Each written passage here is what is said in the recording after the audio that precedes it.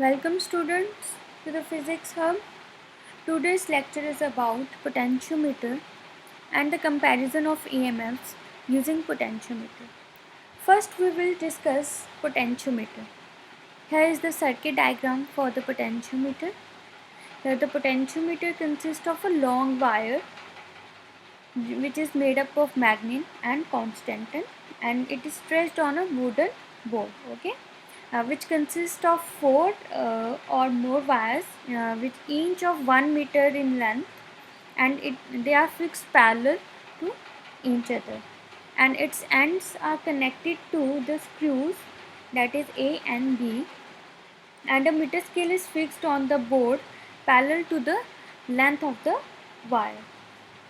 Students, the potentiometer is provided with a jockey J, with the help of which we can make contact at any point on the wire, as shown is in this figure, and the battery E connected across ends A and B through a rheostat,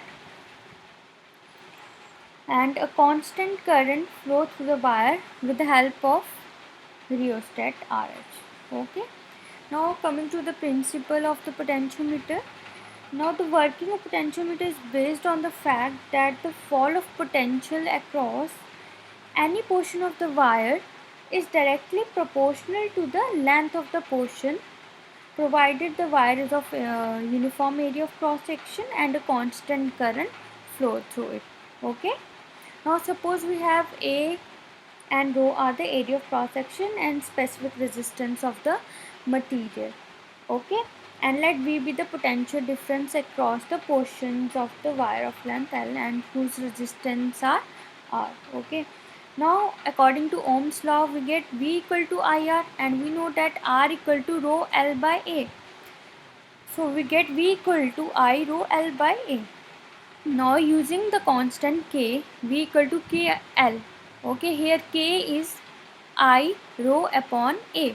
So we get V is directly proportional to L, means length of the wire.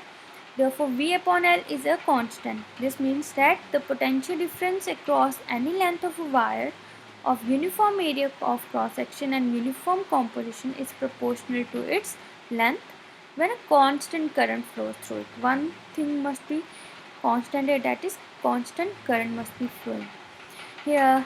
And after this we get this type of graph. We get a straight line graph for voltage and length. This is the principle of potentiometer. Now next is comparisons of EMFs using potentiometer. Here this is the circuit diagram for comparison of EMFs. Circuit diagram is similar, but only two cells are connected at point A. Here the battery of EMF E is connected between the end terminals A and B of potentiometer wire with rheostat RH, ammeter A1 and a key K in series with the potentiometer wire. And this circuit is also called as the auxiliary circuit. Now the two cells E1 and E2 which is to be compared, is connected here as shown in this figure, and the positive terminal of both the cells are connected to screw A, and the negative terminals are connected to two terminals, that is here point 1 and point 2, and this one is point 3, and the terminal 3 is connected to jockey J through a galvanometer G as shown in this figure. Now we will close the key K and adjust a suitable constant current in the potentiometer with the help of the rheostat. Now insert the plug between terminal 1 and 3. Now this terminal is closed, therefore current will go through this A, E1 to J. Now what we will do? Now we will adjust the position of the jockey on the potentiometer of wire. When if pressed against this wire, galvanometer shows 0 deflection, as we have earlier did this in Wheatstone bridge. Procedure is similar, as in Wheatstone bridge. Now Note that position where galvanometer shows zero deflection. That length should be noted down. For example, we get AJ1. Okay, AJ1. Therefore, the galvanometer is showing no deflection. There is no current in the arm AE1 in J1. Okay, it means the potential of positive terminal of cell equal to potential of the point A and the potential at negative terminal at point J1. Therefore, EMF E1 will be equal to potential VAJ1, which is equal to, we know that V equal to IR I into rho L1 upon A, rho L upon A. And now what we will do next, we will insert the plug, remove the plug from 1 and 3 and insert the plug in terminal 2 and 3. Now the current will flow through this AE2 into J2. Now press the jockey against this wire so that we get zero deflection. Now suppose at point J2 we will get zero deflection on galvanometer. Note that length, that is, suppose that is AJ2. Okay. Now so फिर उसके corresponding हमें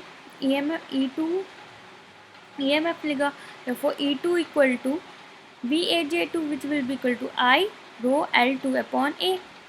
So dividing these two equations, we get E1 upon E2 equal to L1 upon L2. Means the balance point is obtained for the cell when the potential at a point on the potentiometer wire is equal and opposite to the EMF of the cell or greater than the EMF of the cell.